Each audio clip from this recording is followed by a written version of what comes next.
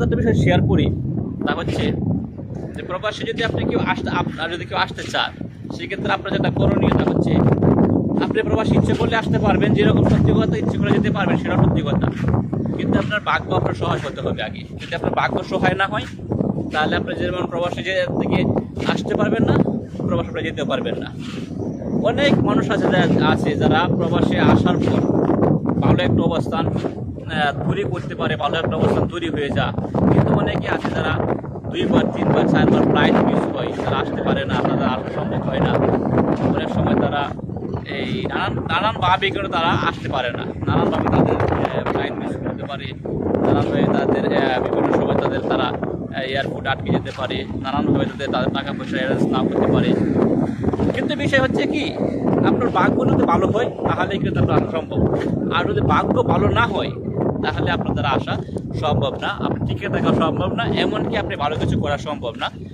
তবে ভাগ্যের বিষয়টা যদি আমি বলি, আমরা জানি সাধারণত যে আমরা যা চাই তা কিন্তু অনেক সময় পাই না, কিন্তু আমরা যা পরিকল্পনা করি তার সাথে বহুত ভালো কিছু আমাদের ভাগ্যে জুটে বা হয়ে যায়।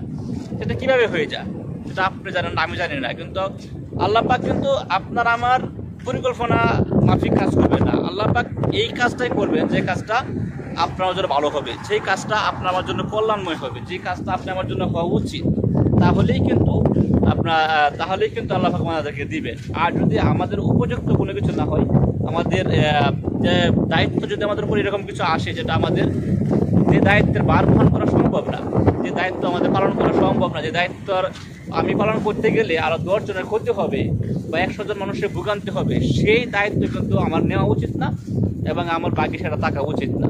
এই জন্যই মানুষ এরকম প্রায় সময় বলে যে আমি যা চিন্তা করছি সেটা হচ্ছে না, হয় না।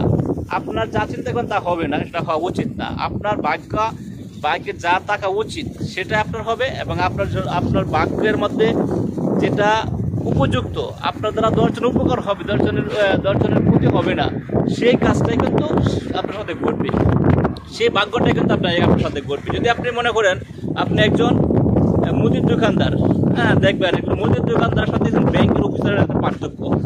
আপনার দেখবেন যে একজন বাস কন্ট্রাক্টরের সাথে দেখবেন একজন প্রাইভেট কার ড্রাইভারের একটা পার্থক্য। একজন যদি বলা হয় একজন সুপার শপের যে ট্রলি বয়, তার ব্যবহারের সাথে একজন ক্লিনিকের যে পরিষ্কারক, তার একটা পার্থক্য আছে। এই জন্যই আপনার ভাগ্যে তাই থাকা উচিত যেটা আপনার যেটা এই উপযুক্ত, আপনার জন্য যেটা সঠিক। যদি আপনার জন্য সঠিক না হয়, আপনি যদি সঠিক বিবেচনায় না আনতে পারেন, তাহলে সেটা আপনার ভাগ্যে থাকা উচিত না। কারণ আপনার সেটা জোর করে নেওয়ার পর আপনার 10 জনের ক্ষতি করলেন, আপনি 100 জনের ক্ষতি হবে। এই জন্যই সবসময় বিশ্বাস করতে হবে যে আপনার ভাগ্য আল্লাহ পাক নির্ধারণ করবেন। আপনি যদি সঠিক কাজ করেন, আপনি যদি সঠিকভাবে আপনার নিজেকে তৈরি করতে পারেন।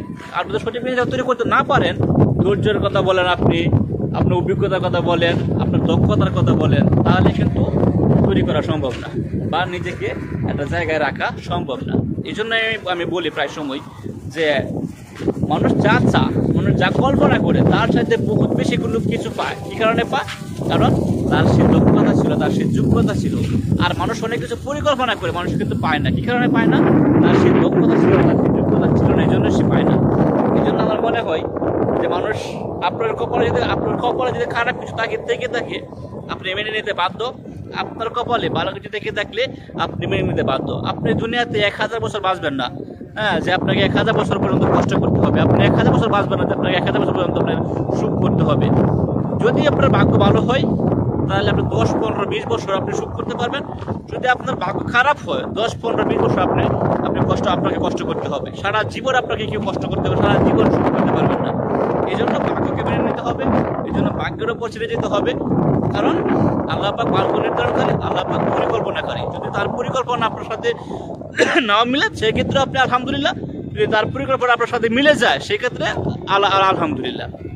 এই জন্যই বলি আমি যে ভাগ্য কার কি আছে কেউ বলতে পারবে না। তার পরিকল্পনা অনুযায়ী কোনো জীবন চলে না, কারো পরিকল্পনা অনুযায়ী কোনো জীবন সাজাতে পারবে না কেউ, সেটা সম্ভব না, সেটা হয় না।